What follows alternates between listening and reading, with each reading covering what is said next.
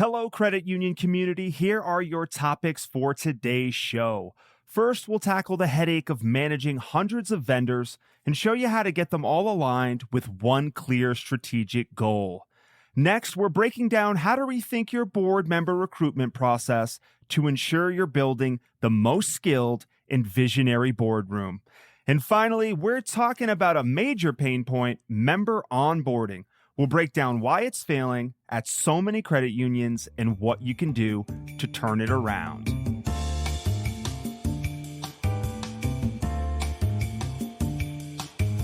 Welcome to Grow Your Credit Union. This is the podcast where credit union leaders gather, learn, and grow. I am your host, Joshua Barkley, and today I'm joined by a special guest co-host. It's his third time on the show. I'm talking about the EVP at Texans Credit Union, my man, Mike McWethy. Mike, welcome back. Howdy, y'all. I am excited to be here. Thanks for having me back. Great to have you back, Mike. Before we begin today's show, I want to first mention our fantastic sponsor, InvestiFi. They are the only self-directed investing platform that allows members to buy, sell, and trade directly from their checking account within their online banking portal. I will be talking more about InvestiFi later in the show. Mike, I want to start things off. I just came back from a family reunion. I was in Illinois with my cousins playing basketball, and something dawned on me. I'm getting old. I'm a 38-year-old man, and I can't do what I used to be able to do on the court. I was a high school basketball player in Connecticut, pretty decent player. My cousins put on some hip hop. I got really pumped up. In my head, I thought I could still do all the things that I used to be able to do. And it turns out, Mike, that it was pretty ugly out there. Curious to know, did you play sports coming up, and what sports did you play? Well, I played baseball and football. You know, you got to play football in Texas. It's a requirement. But yeah, I hear you, man. I can't play any sport the way I used to. I just was in your neck of the woods hiking in Utah, and I think the elevation got higher because for some reason I was out of breath much sooner than I used to be. So I feel you. Yeah, I don't even want to go there. I'm gonna exit out of this conversation, but I want to let my cousins know one thing. Morgan, Carter, I used to be better than you guys. All right, let's kick off the show. Our guest today is the president and CEO of Community Financial Credit Union, Tansley Stearns. Welcome to Grow Your Credit Union. Thank you so much for having me. It's such an honor to speak with y'all. Vendor relationships, you've got plenty of them, whether you love them or not. In fact, the average organization has 182 vendors connecting to its system every week, according to vendor.com. The challenge? Getting all those vendors aligned to meet your strategic goals. Tansley, you took your vendor management to an entirely new level. You got all of your vendors in one room, and you aligned strategies and laid out the tech roadmap. Could you tell us, once you had all your vendors in one room, how did you conduct that meeting? So first of all, I really think that this is an important idea, and I want to give credit where credit's due, which is Mike Valentine from BCU is the first person that I knew of doing this, and actually heard this idea from Chuck Fagan at Valera. And he and I were talking about how important our partners are. That's the way we like to talk about the partners that we work with. And we use that language very purposely because it isn't just about a transaction for us. It is really about how we build a long-term relationship with those that are in service to our members. When I had this dream of becoming a credit union CEO over 20 years ago, one of the commitments that I started to make to myself as I observed these partnerships over time, over the course of many different credit unions, is that I wanted to be sure that those partnerships were not getting in the way of delivering the experience that we do to members. We know that we can't do this work on our own. It's done better in partnership, and that takes alignment because there are so many of those. So the idea here was we invited a host of these vendors to come together. We got together and we shared very openly our strategy. We actually put that on a napkin because we believe that creating strategy is complicated.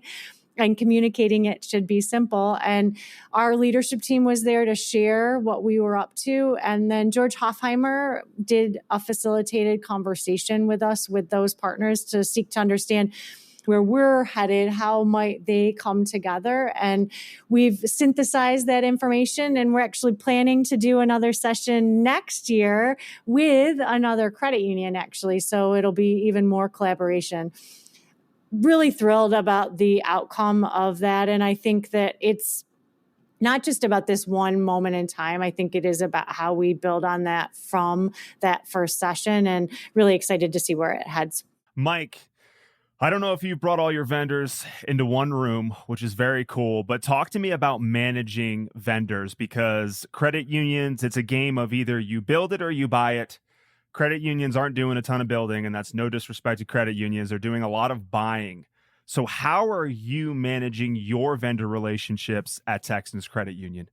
Yeah, it's unimaginable to consider doing that with so many vendors, but I have heard of credit unions do it, and I definitely applaud that, especially if you have the right vendor that's going to want to modify their mode of operation in order to help your organization and what you need. And so I think interpersonal relationships with them are critical in that, and I definitely applaud that strategy. And I've learned from mistakes in the past. You have vendors that will tell you one thing and come to find out their operations do not align with the way that you want to present an experience to your member. And so it's really hard to try and understand whether or not that organization, both philosophically and or from a capacity standpoint, can fulfill what they're selling you. And so we have tried to take a lot of extra time in understanding and getting to know at a deeper level each of our relationships, especially our critical vendor relationships,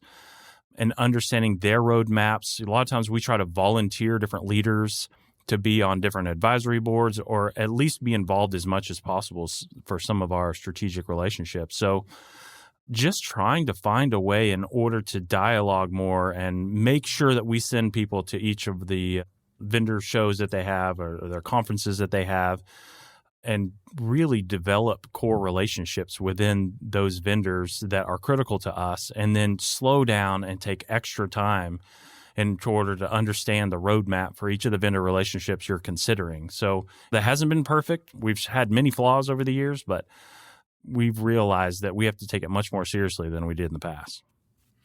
A previous guest on the show, Dan Daggett, said that one of the critical mistakes that we make in this industry is that we get too buddy-buddy with vendors, where it becomes more of a personal relationship, and then we kind of ignore the fact that from a professional standpoint, these vendors are not performing the way they should. So Tansley, I'm wondering how you hold your vendors responsible. I see this a little differently. I think two things can be true at once. I'm a believer that these are partnerships, and that is founded on shared values, building a connection, and that matters. I don't think that precludes us from ensuring that there's responsibility and accountability. And I think actually that relationship can allow for, I think, harder conversations. And so for us, I think it's about understanding what are the boundaries and parameters and expectations. For example, when we think about, it's been not quite a year that we've gone to Lumen as our digital banking provider, and that transition was exceptionally smooth. We talked a lot about what our expectations were as we made that transition to ensure that there's a roadmap that they're pushing us to have our technology continuing to iterate and evolve, that there is a relationship, that there's two-way conversations, and we stay connected throughout the relationship. I think having ownership internally so that we understand who our senior leaders are that own those important partnerships, and that we understand if there are problems that we're addressing those early and often. And I would say, I think that having that relationship again can be foundational to that accountability being carried forward. One of the things that Becky Reed, our common co-host, one thing that Becky has talked about is ROI. She feels as though vendors should be a little bit more forthright with the ROI they're providing for a credit union. I could see the flip side of that. Someone saying, yeah, but if you're a credit union, you should probably know what that ROI is yourself. But Tansley, just to close this segment out, do you think that vendors should be more forthright with reporting on the value they are delivering to your credit union? I don't see our partners being secretive about their performance metrics. I think we're pretty clear about what matters to them. Again, I would agree with you that it's most important that we understand what's going to drive value to our members. And that's the thing that I can hold us accountable for. I don't think it's my responsibility to understand necessarily what their business drivers are. Although, again, with good partnerships, having some clarity and transparency around that is certainly helpful. But at the end of the day, what we're responsible for is ensuring value back to our members. And I think most of our partners know that that is also important to them because they're going to be more successful if we're more successful. A hot topic that keeps coming up on the show over and over again. Are credit union board members really qualified to meet the strategic goals of the credit unions they serve? Tansley, you said, and I quote, "The way we recruit board members needs to be reimagined." What did you mean by that? It's really common to hear credit union leaders and board members say, it's impossible to get volunteers. Nobody's going to want to do that. And I, during my time at Fleeing, had the opportunity to spend a lot of time in credit union boardrooms with a lot of interest around how do we attract that next generation of board member. And the common thing that I heard then was that next generation has a very busy life. They're not going to want to commit the time. I think we have to reimagine the way that we invite people to be part of our organizations. I have talked for a long time about the fact that I think we need to tell our story so that we have more members, so that there's growth, so that we are no longer the best kept secret in North America. And the same is true when you think about recruiting board members. We just recently brought on 4 new board members. 1 was a boomerang and 3 were newer to the organization. And when we talked to them about the reasons they were interested in service, it was about the interesting things that we're doing. And they learned about that through our storytelling, through thought leadership that we are providing to our communities. And I just think that we must take seriously storytelling and that has true value. We often, I think, in credit unions think about marketing and storytelling as a nice to have, that especially during really tough economic times, that's the first thing that you stop doing. And I really want to invite us to think about storytelling as a true business driver. And the way that we can position the work of credit unions is so well aligned with the next generation. And when you think about people that are growing their careers, that are interested in service to their communities, credit unions' values are very closely aligned. And so if they know what we're up to and they see that value, I think that you'll have many more people than you might guess that are interested in raising their hands. Mike, my very first event in the credit union space, I was listening to some vendors at their booth, and they said, it's an off day today. It's all board members. And I thought to myself, wait a minute, what do you mean an off day? Like, isn't this a good thing? It's all board members. And then they proceeded to tell me, no, they just come and take swag. They're not interested in the tech. They don't really care. We're going to tune out for the day. And then it made me sort of think like, wow, are the boards this disengaged from what's happening on the ground floor?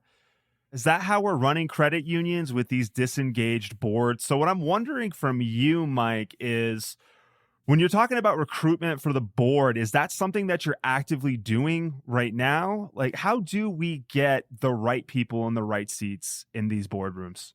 Yeah, the volunteer board makeup is a superpower. It's something we're proud of, but it's also can be an Achilles heel in some ways, right? There is some truth, but it depends on the organization, right? I've definitely had board members fall asleep while I'm talking. I couldn't imagine it had to be about the excitement of my presentation. But there are some board members over my career, I've seen it all, from literally, or you can't hear. They are so elderly that they are unable to understand what's happening, but they wouldn't get off the board, to the far extreme where they are micromanaging what is happening in the branch. And you have the full spectrum. So, I can't, it's too broad of a brushstroke to say all of them are that way, right? It just depends, and it's all across the board. But for us, we've taken it seriously that we've come to the conclusion, or at least our board has, that many cases in the credit union industry, the board they're charged with being a representation of the membership. But if the average age of your membership is 50 years old and has X credit score, middle of the road, well, the board makeup many times is not that. The average age is typically a lot higher with a different socioeconomic status. There are a lot of differences. And so I think it's helpful if a board comes to that conclusion and then also decides to act upon it. One thing that our board has done is really try to recruit younger individuals. So many of them have been involved with larger organizations that has upcoming or younger executive programs, and really try to recruit those individuals with one-off conversations, help them tell the story like Tansley's speaking to. And it's worked. I mean, we have an advisory board member that is less than 30 years old, and he is constantly talking and guiding us as to things that resonate with him about what our mobile app is doing and the types of marketing channels that we're in and how effective they need to be, and his opinion on those things that really kind of guide the board. And many times you see lights come on in the dialogue. And so once you start down that road, then it starts to become clear the value proposition that they can bring. I want to double click on something you said about the age. And this isn't a thing about ageism. I've mentioned this in other shows, but just diversity, whether that's race, whether that's gender, whether that's age. Tansley, how important is it to start getting board members that are more varied, that are more diverse, for more diversity of thought right now? Because the pieces of content that I see get shared most often in the credit union space have a lot to do with reaching younger membership. You said Achilles heels, Mike, but like reaching younger members, I forget what the average age of the credit union member is, in the 50s or the 60s. It's not young. So Tansley, how important is it to start getting younger, more diverse boards in place? It's really interesting. We sponsor one of Feline's Centers of Excellence on Leadership and Governance, and they have a lot of really good research on this topic. And one of the elements of that our board is using is to really think about a matrixed approach to talent on the board. It's very important, clearly, to have board members that have strong financial acumen.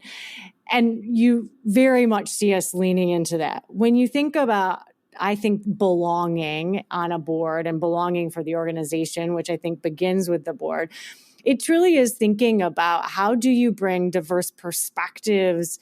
How do you represent the potential members that you serve, not only the members that you serve today? And how do you really help a complex organization from a governing perspective?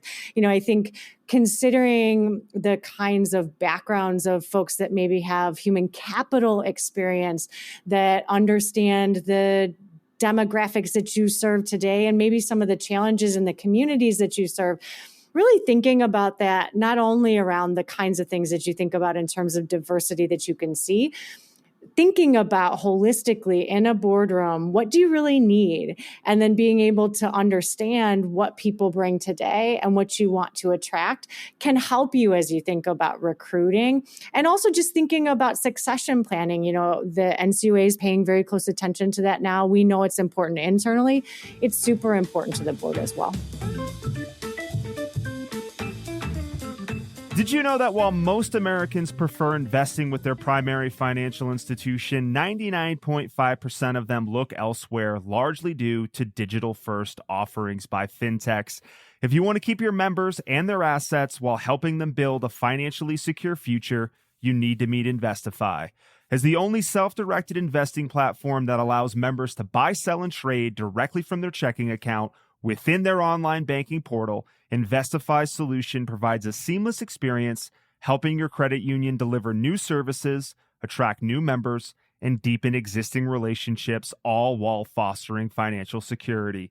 Because InvestiFi's solution is integrated with your digital banking provider and banking core, the funds used to invest come directly from the member's bank account and back again when sold, not sitting in some third-party account accumulating fees you can't leverage. Give your members access to an integrated investing solution from within their current online banking experience with you, their credit union. Bring investing back inside with InvestiFi.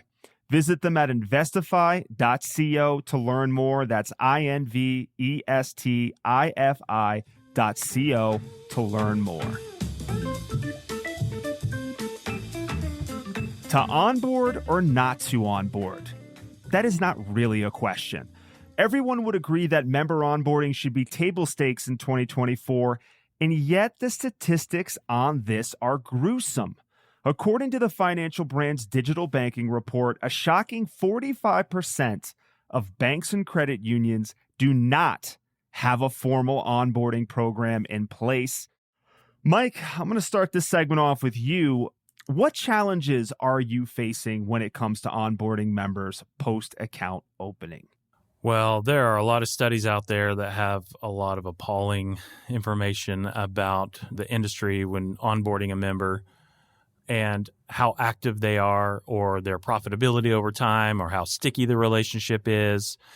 And reading some of those drew us to really do a deeper dive on what we're experiencing. And it was jolting a little bit seeing of memberships that opened their account online, what percentage of them still had an account 90 days later. I would assume it would be 100%, but that's not the case. And so when you start talking about it's $200-$300 on average in order to acquire a new membership, and there are many studies that show that they abandon after a year, many of them, well, that becomes painful to look at. And so for us, we can't just be upset about it. We have to do something about it. So we've partnered with a lot of different vendors in order to try and create experiences for onboarding faster. You have their attention right at that moment. So what is that onboarding process? How many products can you not shove down their throat, but make them aware of? And how do you do that to make it simplistic if they're interested in it, to self-educate and then acquire that product?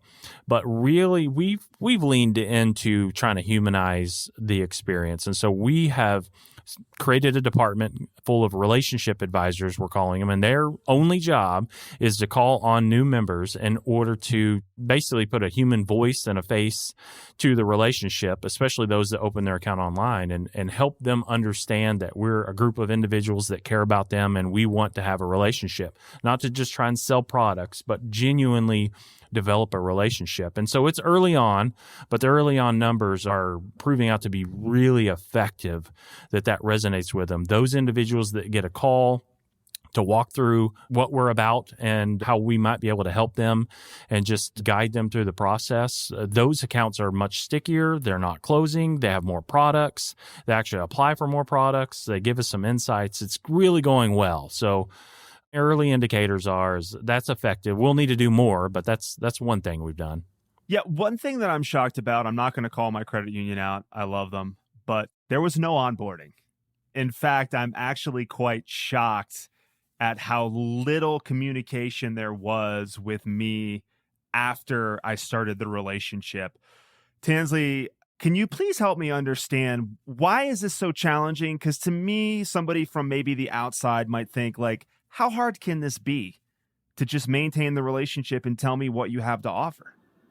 I think some of this comes down to the way that we think about our work. And it's funny, I'll share a story about my onboarding here at Community Financial. When I started here just over 2 years ago, we have over 50 student-run branches across the great state of Michigan. And it's one of the reasons I came here. I was so enthusiastic to meet the superintendents. And one of the things our team members talked to me about before I went in, they were all, please, whatever you do, just make sure you don't tell them that we're ever going to sell anything to the students, because they will hate that and they will not want us to come back. And please don't wreck this, right? They're very worried I'm going to ruin everything. And what was so interesting to me in these conversations is that to a person, each one of those superintendents of schools First of all, they're educators. So they're thrilled that we're coming in.